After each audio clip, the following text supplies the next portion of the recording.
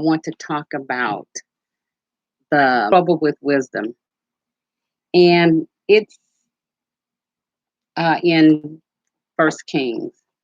And I received a text from one of my girlfriends, and she was having me to look at Second Chronicles. And it was so good that I started digging up the background information on the passage that she shared with me.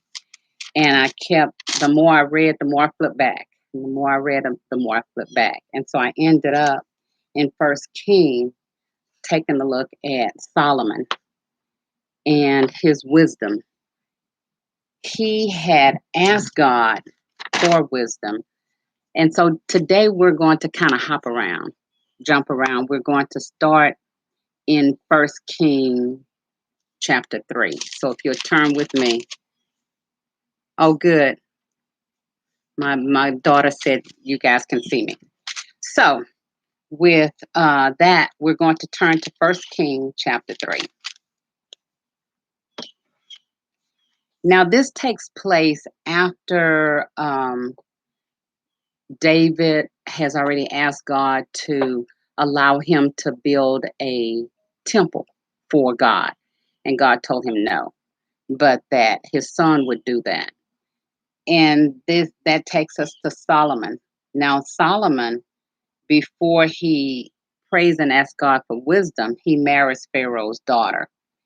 And in verse 3 of chapter 3, it says, "And Solomon loved the Lord, walking in the statutes of David, his father. Only he sacrificed and burnt incense in high places. And the king went to Gibeon to sacrifice there, for there that was the great high place. 1,000 burnt offerings did Solomon offer upon that altar. In Gibeon, the Lord appeared to Solomon in a dream by night, and God said, 'Ask what I shall give thee.'" Now, this is after Solomon is so excited about wanting to build a temple for God. He wants to build the temple, and so God asked him, "What is it that you want from me?" Now, I'm telling you, if God came to me in a dream and asked me what I wanted,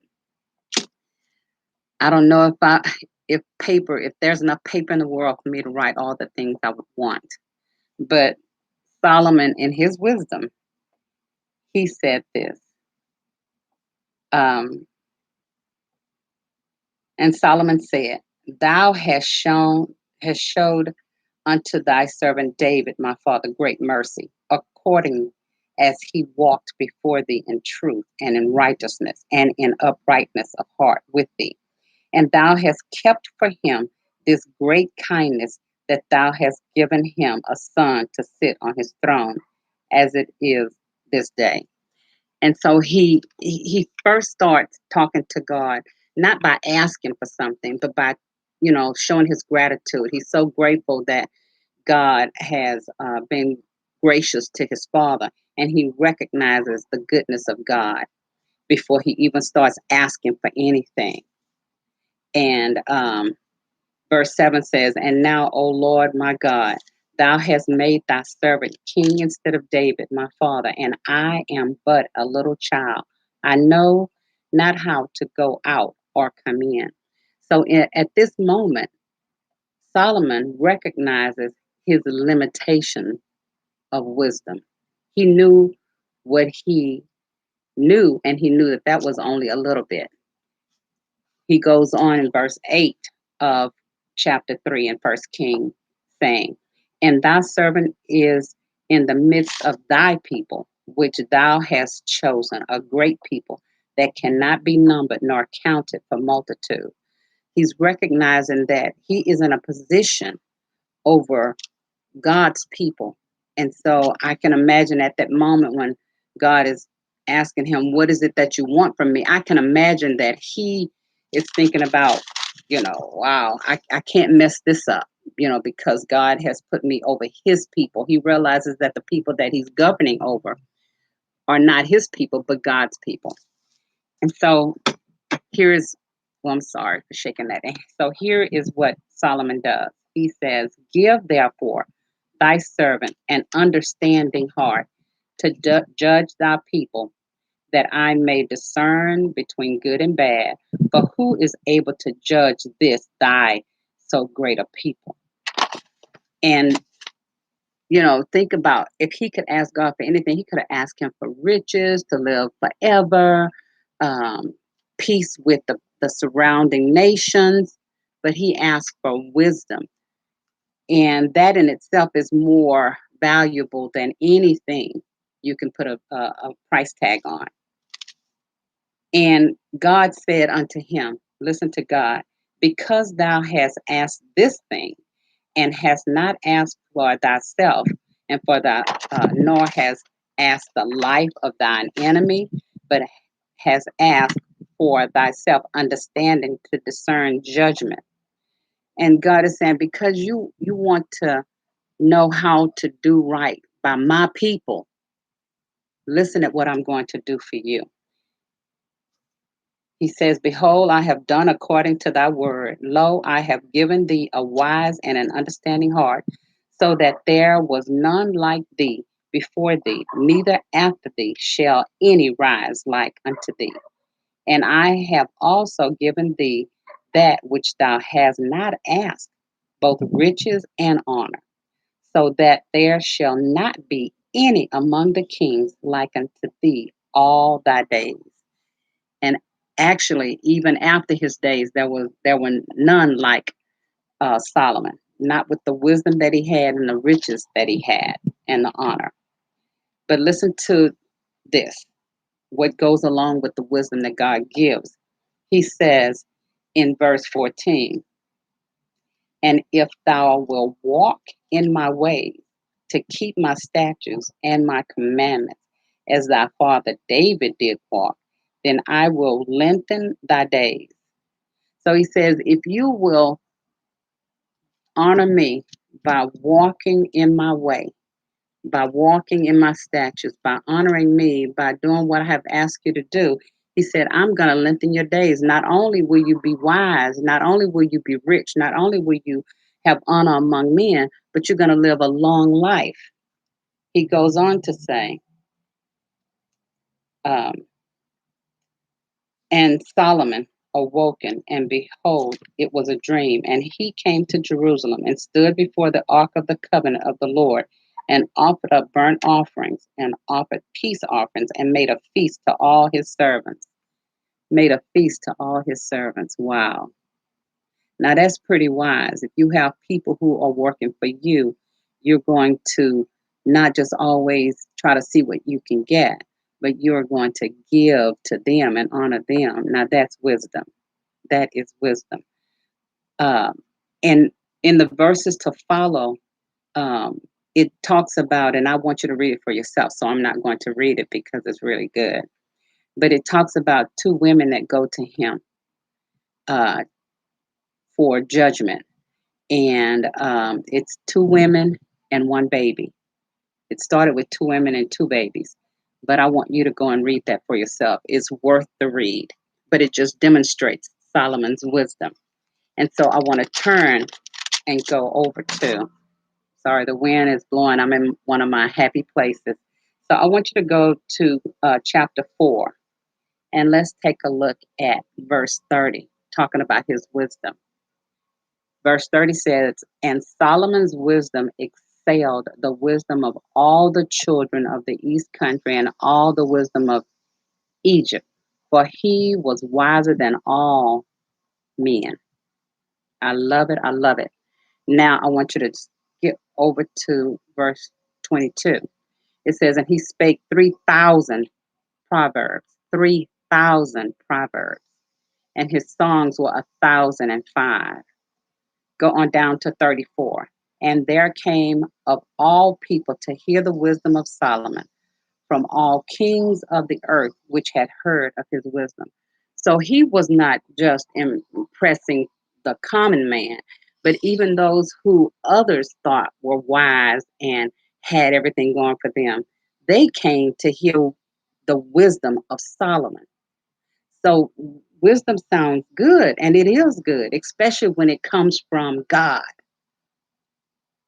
So why, you might ask, would I say the trouble with wisdom? Let's keep reading. We're going to skip over and let's go all the way to 1 Kings 9 and 3. 1 Kings 9 and 3. And if you have a paper Bible, I want you to turn those pages. But if you don't, that's okay. Just get on your electronic device and go to 1 Kings 9 and 3. 3 says, And the Lord said unto him, I have heard thy prayer and thy supplication that thou hast made before me. I have hallowed this house which thou hast built, to put my name there forever, and mine eyes and mine heart shall be there perpetually. This is after Solomon builds the temple for God. And God allows him to not just build a temple for him, but Solomon also builds a temple for himself. And then there's a famous place called Solomon's Porch. I want you to Google it, read about it, and it's some good information. And so now I want you to see what God does. God makes a covenant with Solomon. And let's just read. I'm going to reread 3. And the Lord said unto him, I have heard thy prayer and thy supplication that thou hast made before me. I have hallowed this house which thou hast built, to put my name there forever, and mine eyes and mine heart shall be there perpetually. If thou wilt walk before me as David thy father walked, in integrity of heart and in uprightness, to do according to all that I have commanded thee, and will keep my statutes and my judgments. Listen to what God says he will do.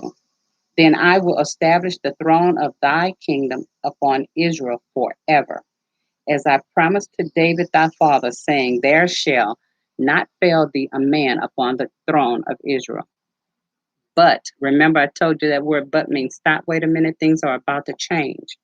But if ye shall at all turn, if ye shall at all turn from following me, it means turn back and stop following him, ye or your children, and will not keep my commandments and my statutes which I have set before you, but go and serve other gods and worship them.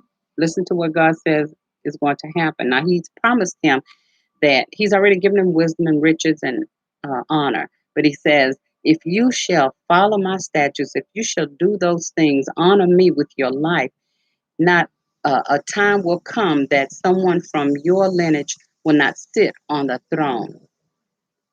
He says, but if you don't follow me, if you don't honor me, this is what shall happen if you serve other gods. And a lot of times we read about other gods in the Bible and we think, oh, we don't serve any golden images, any wooden images, but we do serve. We serve that car that's sitting outside. We serve that television that's inside. We serve that house that we sleep in. We serve that job that we work on. We serve that money we have in the bank. We serve that spouse or that girlfriend or that boyfriend or that loved one or those children. We put them before God. And anytime you place anything before God, that is your idol. 7 says, Then will I cut off Israel out of the land which I have given them, and this house which I have hallowed for my name will I cast out of my sight, and Israel shall be a proverb and a byword among all people. That means that, when somebody's trying to tell us the moral of the story is that they're going to be using Israel as what not to do. And so God warns him. He tells him, I've given you wisdom. Now use that wisdom wisely and follow me and keep my statutes and my commandments. It says, verse 9 says, and they shall answer I'm sorry, I skipped one. Verse 8, and at this house which is high, everyone that passeth by it shall be astonished and shall hiss, and they shall say, Why hath the Lord done thus unto this land and to this house? and they shall answer, because they forsook the Lord. They, who is they? The people that Solomon is leading, because remember, he is King Solomon, so the people are looking at him. So if he stopped following God, if he stopped honoring God, if he stops doing the things that please God, what are the people that are following him going to do? They're going to do the same thing. And so God says that's why it's so important that leaders honor God with their life, because people are not just looking at them when they're in that position, in that chair, behind that pulpit, in that classroom, wherever they are, but people are watching them when they are away from that position.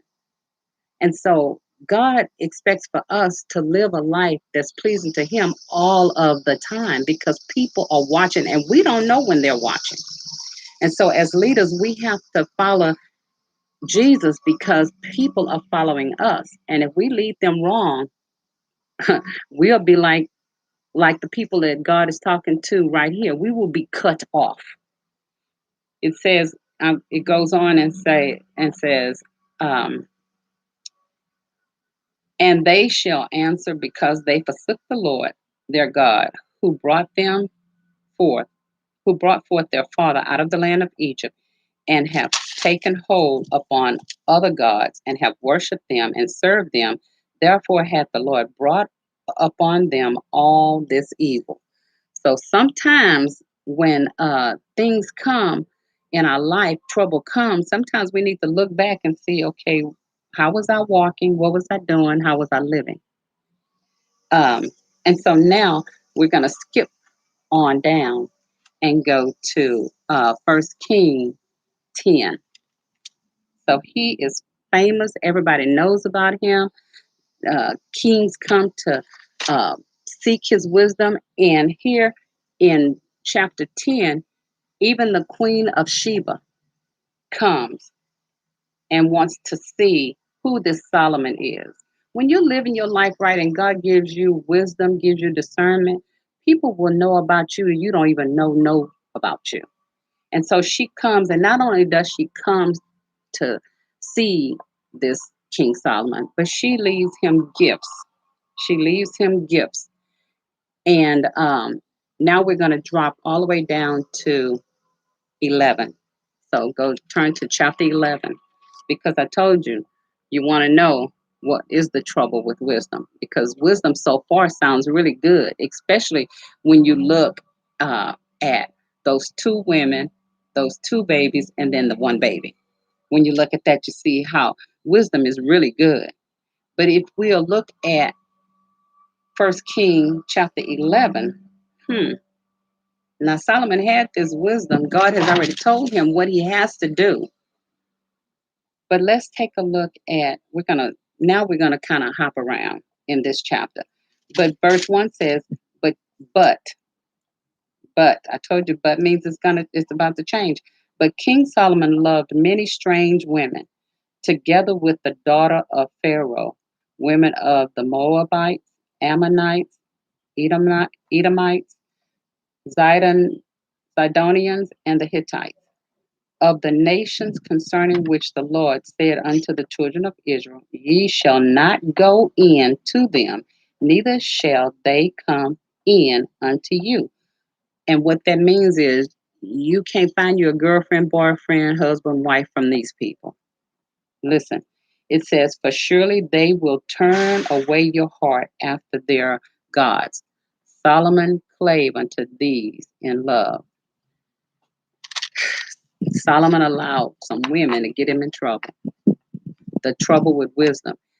When he was using that wisdom for discerning the matter between those two women, he should have kept that wisdom and used it to help himself choose wisely who to take as a wife and a concubine. But sometimes we allow wisdom to give us the big head, to make us proud, to make us think we got this. But when we allow that to happen, that's when we turn away from following behind Jesus. And anytime you turn away from following him, you just messed up. Solomon just messed up. because after this, let's skip down to verse 6. It says, well, let's go to 5 first. For Solomon went after Ashtaroth, the goddess of the Zidonites, and after Milcom, the abomination of the Ammonites. And Solomon did evil in the sight of the Lord, and went not fully after the Lord, as did David his father. He messed up. Where's that wisdom now? The trouble with wisdom is sometimes it gives us the big head. And that's what happened to Solomon. Then did Solomon build a high place for, oh my gosh, Shamash. Now, this is a god of the Moabites and the Ammonites. Now, the Moabites and the Ammonites are the descendants from Lot. When Lot and his wife and his 2 daughters were leaving Sodom and Gomorrah, and his wife turned around and became a pillar of salt, the daughters' husbands didn't want to go. They were going to stay right in the stuff that they loved. And so they went with their father, and they decided to have an ancestral relationship with their father so that they could have some children.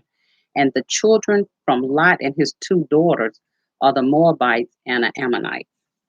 And so here we see that God's anger is kindled against Solomon because he went away from him, following some feelings. Verse 9 says, and the Lord was angry with Solomon because his heart was turned from the Lord, God of Israel, which had appeared unto him twice, and had commanded him concerning this thing, that he should not go after other gods, but he kept not that which the Lord commanded. I used to teach teenagers in Sunday school, and I used to tell them all the time, Satan is not going to tell you, come jump off this cliff with me. But what he will do is tell you, just scoot over a little bit so you can see the view. See, nothing happened. Nothing wrong with that. Scoot over a little bit more. See, nothing happened. Scoot over a little bit more. See, nothing happened. And he'll have you scooting until you have fallen into the abyss.